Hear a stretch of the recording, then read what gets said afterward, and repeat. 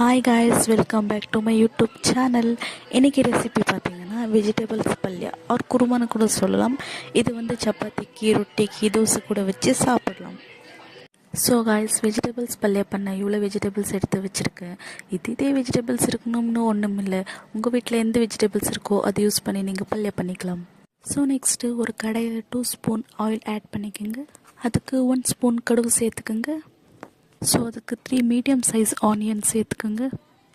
கொஞ்சம் நேரம் நல்லா ட்ரை பண்ணிட்டுருங்க.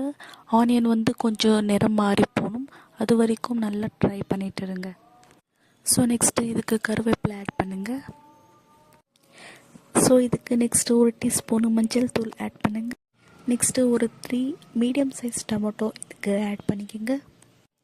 அதுக்கப்புறம் நீங்கள் என்னென்ன வெஜிடபிள்ஸ் கட் பண்ணி வச்சுருக்கீங்களோ அது இதுக்கு 1 பை 1 ஆட் பண்ணிவிட்டு போங்க. வெஜிடபிள்ஸ் போட்டாச்சு. Next garam masala 1 teaspoon add பண்ணிக்கலாம். அதுக்கு 1 ஸ்பூன் சில்லி பவுடர் ஆட் பண்ணிக்கோங்க. அப்புறம் ஒரு 1/4 டீஸ்பூன் தனியா பவுடர் ஆட் பண்ணிக்கோங்க.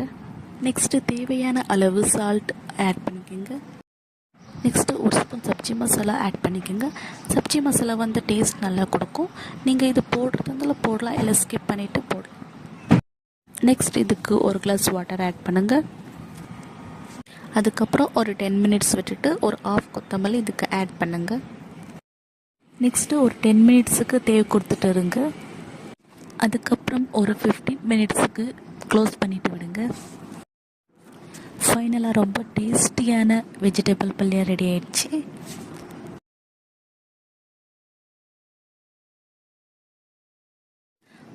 செம்ம டேஸ்ட்டாக இருக்குது. சப்பாத்தி கூட சாப்பிட ரொம்ப நல்லாயிருக்கு. நீங்கள் சப்பாத்தி மட்டும் இல்லை, தோசைக்கு, ரொட்டிக்கு எல்லாம் வச்சு சாப்பிடலாம், செம்மையாக இருக்கும். உங்களுக்கு இந்த வீடியோ பிடிச்சிருந்தா லைக் பண்ணுங்கள், ஷேர் பண்ணுங்கள், சப்ஸ்கிரைப் பண்ணுங்கள். தேங்க்யூ.